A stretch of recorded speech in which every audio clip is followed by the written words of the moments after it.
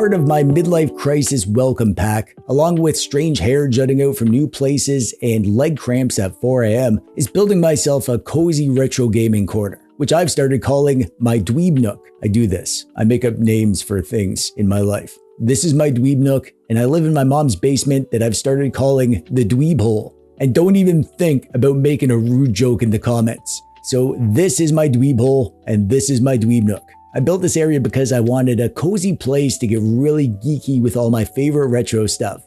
This area consists of shelves filled with handhelds, old retro consoles, my old Commodore 64, and my Commodore 1702 CRT monitor, my Botocero Raspberry Pi retro console. I have my arcade stick over here, some nice speakers to get the retro synthwave tunes pumping, a cozy rocking chair where I can sit and play with retro handhelds or read RPG books, and the whole space is just packed with objects that make me happy to look at. I love this area so much. It is basically my happy place. At least my happy place that I'm willing to show on a YouTube video. My real happy place is behind this curtain, but you don't get to see that.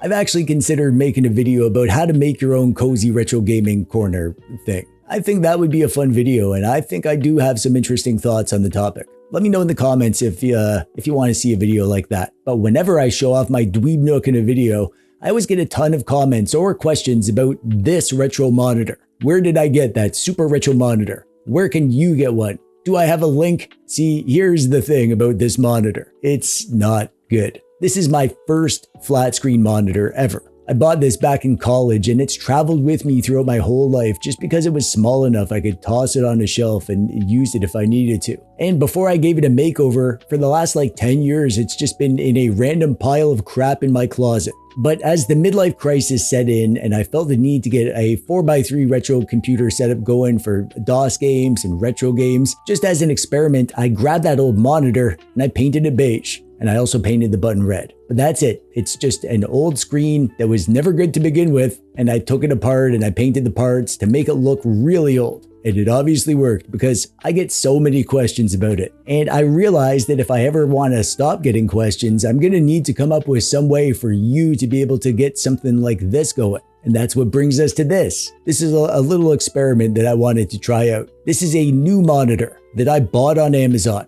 And I turned it into a retro looking thing.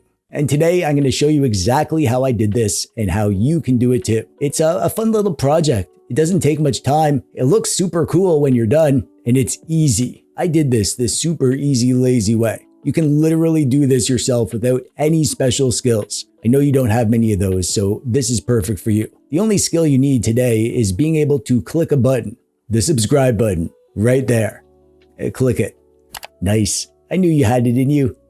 When it comes to which monitor you should pick, obviously the best way to get a retro monitor is to buy an actual old monitor. Even if you choose to do the paint thing, getting an old piece of e-waste screen is just a good thing to do. A good way to breathe life into something that's destined for the dump. However, if you're using older equipment, you're going to be getting into adapters, if you're going to be connecting it to modern stuff. To get this Commodore 1702 CRT monitor working with my computer, I needed to use a DisplayPort to HDMI adapter, and then an HDMI converter to convert the signal to S-Video, and then an S-Video to Luma and Chroma adapter. So it's like a 3-stage thing, and I needed to buy all that stuff. I have a video in the pipeline about how to add a CRT to your setup, so stay tuned for that. But the benefit to getting a new monitor is that you can just use HDMI. No complicated conversion needed. I can just plug this into my computer or my Raspberry Pi, and it just works. If you go onto Amazon and you search for 4x3 monitors, you'll actually find a good amount. There's quite a few. However, you need to trust me that these are not all created equal. Some of these are absolute garbage,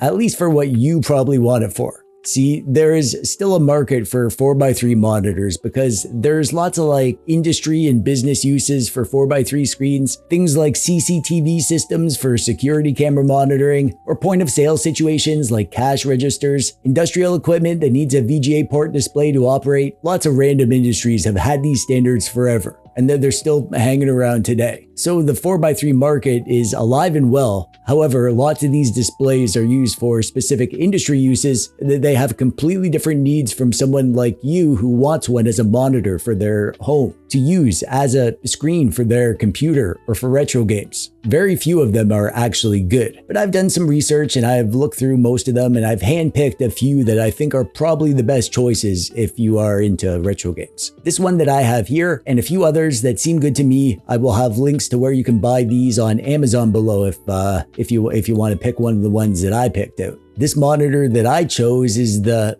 THINLERAIN 17-inch 4x3 LED backlit monitor. However, it's not actually 4x3. The title isn't quite right. This one is technically 5x4, which isn't far off from 4x3, so I'm fine with that. But if you want an actual 4x3 monitor, then I will have links to a couple of those down there too. I'll also list out the pros and cons of each choice in the description below. This THINLERAIN monitor is the one that I picked because I thought it was the best, and it was really cheap. It's around 70 bucks, but just pick whatever one you want. I'm not here to tell you what to do. I'm not your pushy uncle. If you want to just get a 4x3 monitor and use it, that's fine, go right ahead. But if you want to give it a retro makeover and make it look all old and dusty, then there's some other stuff that you'll need. You're gonna need some painter's tape and some paper and some paint, some spray paint. You'll want a type of paint that adheres to plastic, so just read the product description and make sure you get stuff that will work. I like this Rust-Oleum brand. I've used this stuff to paint all sorts of stuff, including handhelds and buttons. It sticks perfectly to plastic, and it's also a paint and primer in one, so this is all you need. I'll link to this exact can of paint that I used in the thingy below. They have other colors, but this smoky beige color is just perfect for the retro vibes. I also made some extra cosmetic buttons for the screen. On my first monitor project, there were actual buttons that I painted, but on this monitor, it didn't have buttons. Well, it does, but they're around the back. And it also had this logo on the front that I didn't want to see poking through the paint. So I made some fake buttons to go over top of that part, and I painted those buttons. So I also have a can of red spray paint and gray spray paint. Same brand of paint I used for those. I have lots of this stuff. I use it all the time.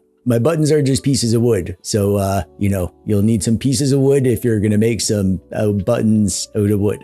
In my first monitor painting project, I took the thing apart to isolate the plastic so there wouldn't be any danger of paint getting on things that it shouldn't. However, I wanted to try something new with this project, the lazy way, without taking the monitor apart. So what I did was I masked the screen portion of the monitor with masking tape and paper. It would have been tricky to get the tape right into the corners of the screen, so I used little squares of paper in the corners. I just kind of shoved those under the plastic edge of the bezel. And also the tape, it was pretty easy to tuck right under the lip of the plastic. So just do that and then just cover up the middle part with whatever you want. I just used some paper towel because I didn't have my birth certificate handy to use as scrap paper. Now around back there are some buttons and some speaker holes and some ports, and I didn't want to risk paint getting inside there and messing those up, and I didn't want to get fussy about covering up tiny areas, so I just covered up this whole dang area here. Just cover some stuff up with tape and paper and try to make it look sort of neat and tidy, and call it a day.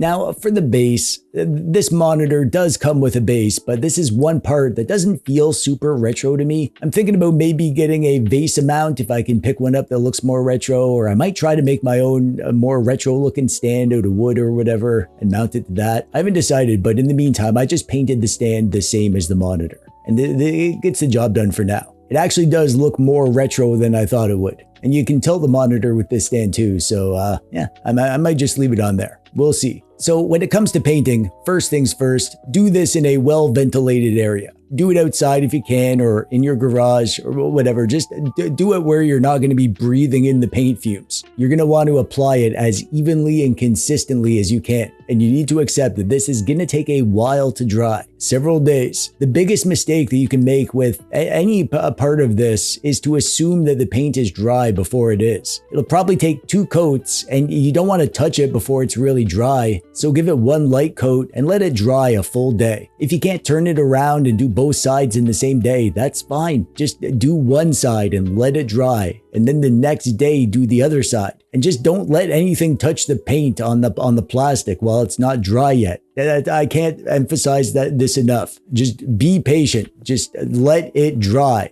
After you get that second coat on there, that'll probably be all you need, and then you're going to want to let this dry for a very long time. I let mine dry for 4 days, and even then it was still tacky. Probably should have an entire week to dry. The longer you let it dry, the better. Don't even bother painting if you're not going to be patient. Otherwise, you're going to have parts that get all dinged up or globbed up, and it's just not going to look good. And as you're being patient and letting it dry, you can do the buttons. So my buttons are just fake. They're pieces of wood that I found in my garage, just some thin wood scraps. So I sanded these down to sort of look like buttons. I sanded them thin, and then I put a bit of a bevel on them. They don't look like super realistic or anything, but I kind of like their chunky and perfect vibe. I painted these with the red and gray paint, and then I put on a top coat of this matte protective layer stuff. So after you've been patient and it's fully dry, you're ready. Oh man, the big reveal. This part is so freaking satisfying. Peeling off the tape and the paper is just a glorious feeling. If you did it right, your paint will be nice and dry, not sticky or tacky. And this tape will peel off and reveal perfectly crisp, clean edges. If you somehow got some paint on your screen,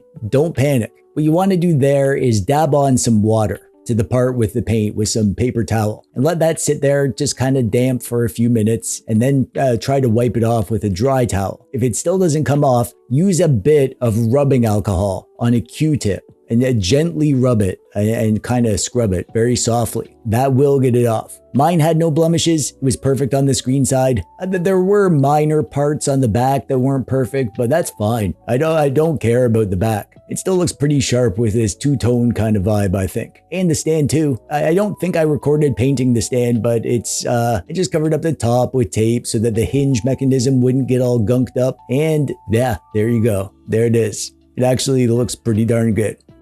So swapping my old screen out for my new screen is a nice feeling. I had to arrange my desk a bit, but this new screen is actually quite a bit bigger than the old one, and the picture quality is a lot better. Now, this is not a super nice monitor. It's a cheap 4x3 monitor, and it doesn't look like a gaming monitor or anything. But it's more than good enough to get the job done for my retro setup here. This screen has some pretty basic image control options, but I was able to make it look the way that I like using a combination of these controls and the image control settings in AMD Adrenalin, which is the software for the GPU in this mini PC. I have this plugged in via HDMI to my mini PC here, and that works perfectly. This monitor is 1280 by 1024 resolution, and that's plenty of pixels to work with for retro games. I made a video about this setup that I have here, this mini PC and my Raspberry Pi emulation console, so I'm not going to get into the details of how it all works. Check out that video if you want a deeper tour. The short version is that I use RetroBat as my emulation front end on my mini PC, and all the emulators are set to scale to their native aspect ratio. On this screen for 4x3 stuff, I have very minor black bars on the top and the bottom. And if you don't mind a slight stretch, you can set those games to fill the whole screen, and they still look fine to my eyes. You can't really tell that much. And some retro systems are actually ideal on a screen ratio like this, like NES and Super Nintendo. Those systems were actually 8:7 aspect ratio, which is almost the same as the 5:4 that we have here. This screen is high enough resolution that you won't notice any integer scaling issues. I just set everything to scale to the screen size, and I don't even bother with interpolation shaders because it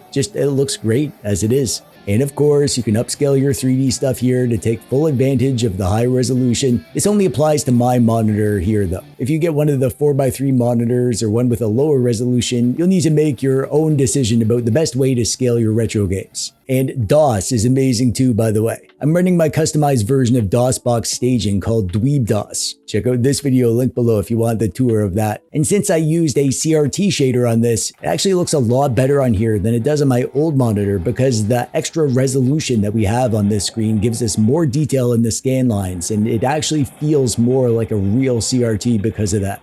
And that's it really. That's all there is to it. You get a monitor and you paint it beige. Just make sure to let it fully dry between coats, let it dry for a long time after it's done, and there's very little that can go wrong. If you've been craving that retro flair, this is a great way to make something that looks retro but has all the modern conveniences that you'd want, so you don't have to futz about with adapters or whatever. Those who know me well know that retro vibes are what I'm looking for with this stuff. I want stuff that feels old. It's more than just aesthetics. It's about my perception of this stuff. Playing games on a 4x3 monitor that looks like a retro monitor kind of tricks my brain, and I feel like I'm existing in a simpler time. That's why I like retro handhelds that look like Game Boys. That's why I like controllers that look like this. It makes the nostalgia of those games work better. But really, deep down, I'm just getting old. And surrounding myself with retro stuff makes me feel like the little dweeb who grew up with this sort of stuff is still kicking around, still eager to play Spy vs. Spy and boot up his favorite DOS games and stay up past his bedtime.